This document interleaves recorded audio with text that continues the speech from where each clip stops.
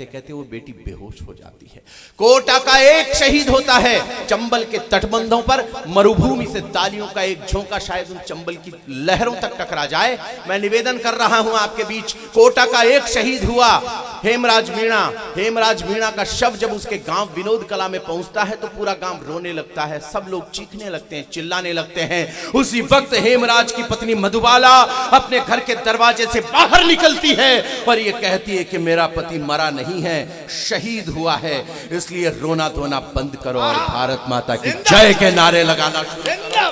मैं उस देश की वीरांगनाओं को प्रणाम करता हूं।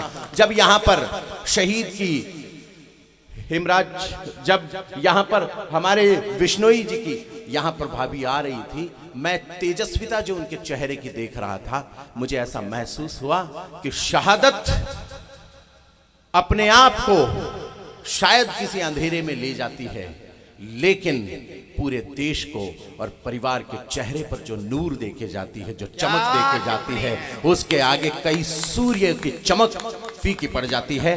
मैं इस कविता की सबसे बेहतरीन पंक्तियां शहीद परिवार को सौंपता हूं। स्वागत है भैया। इससे बेहतर और कुछ भी नहीं है मेरे पास जो मैं आप लोगों को दे सकूं।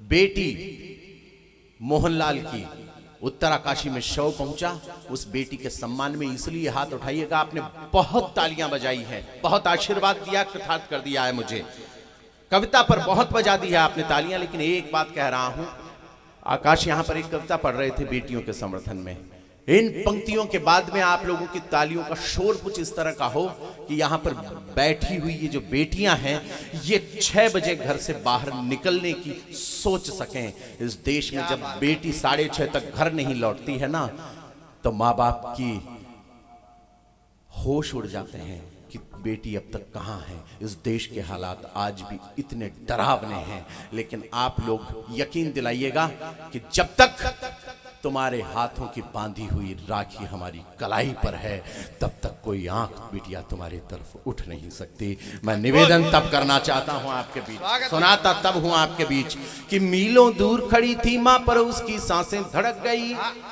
मीलों दूर खड़ी थी मां पर उसकी सांसें धड़क गई, नई नवेली दुल्हन के हाथों की मेहंदी सुलग गई, बहना फोटो देख रही थी लेकिन शीशा फूट गया, आंगन के पीपल वाला मन्नत का धागा टूट गया, शेर हुआ है ढेरी और गठरी में बंद करवाया है, लेकिन छोटी सी बेटी ने फिर इतिहास रचाया है, कोमल हाथों से गठरी की गांठ खोल कर आई है, बेटी अपने पापा को जय हिंद बोल कर आई है, बेटी अपने दोनों हाथों पर उठाकर उस बिटिया का सम्मान जितना हो सके कीजिए। बेटी अपने पापा को जय हिंद बोलकर आई है, बेटी अपने पापा को जय हिंद बोलकर आई है, बेटी अपने पापा को जय हिंद बोलकर आई है। दूसरे दिन पाकिस्तान का प्रधानमंत्री एक बकवास करता है कि अगर पाकिस्तान पर कोई हमला होता है, अगर पाकिस्तान पर कोई आतंकी हमला होता है, भारत की सेना हमला करती है, तो हिंदुस्तान के मुसलमान पाकिस्तान का साथ देंगे।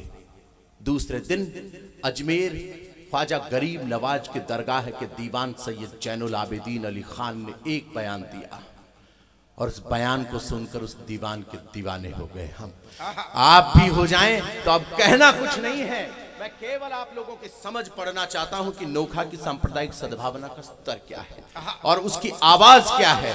मैं निवेदित करना चाहता हूं कि मंदिर वाला दीप बुझा तो रोई यहां मज़ारे हैं, क्या कहा उस दीवान ने कि मैं दीवाना हो गया, आप भी दीवाने हो जाएंगे। यह सांप्रदायिक सद्भावना इस मुल्क की मैं पढ़ता हूं आपके बीच कि मंदिर वाला दीप बुझा तो रोई यहां मज़ारे हैं, राम मरा है तो रहीम की आंखों में अंगारे हैं, राम मरा है तो रहीम की आंखों में अंगारे हैं, तुमने तो बारूद दिया नफरत के सभी अलावों को, लेकिन तोड़ नहीं पाओगे भारत के सद्भावों को। आभार। लेकिन जो बयान दिया उस बयान को हम बोलना नहीं चाहते, आपके बीच गाना तब चाहते हैं जब पाकिस्तान से जियारत की चादरें आज भी ख्वाजा की चौखट को चूमने के लिए आती हैं। तब एक बात कहना चाहता हूं आपके बीच, गाना चाहता हूं उस बयान को, आप कैसे लेते हैं सिर्फ आंखें देखना चाहती है।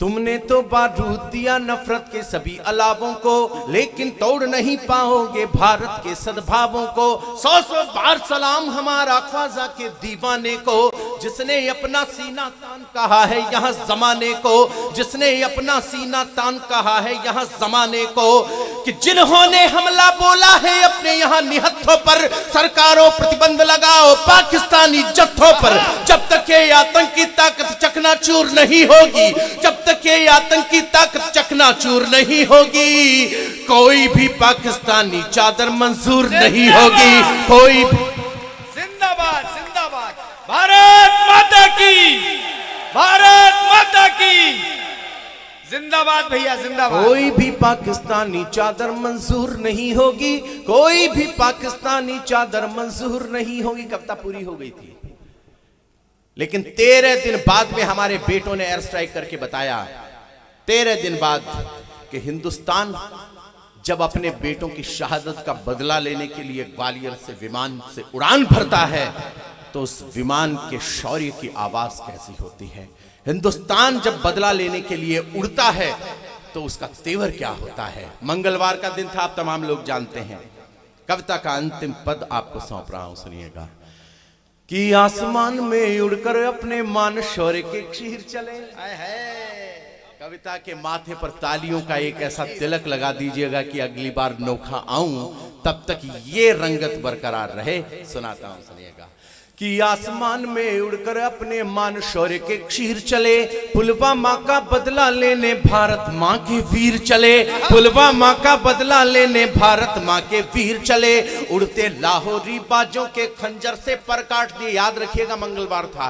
उड़ते लाहौरी बाजों के खंजर से पर काट दिए, रणवीरों ने संगीनों से दुश्मन के सर काट दिए, रणवीरों ने संगीनों से दुश्मन के सर काट दिए। महासमर में हमने अपना चक्र सुदर्शन चला दिया, महासमर में हमने अपना चक्र सुदर्शन चला दिया, महासमर में हमने अपना चक्र सुदर्शन चला दिया। मंगल के दिन हनुमान बनकर लंका को जला दिया।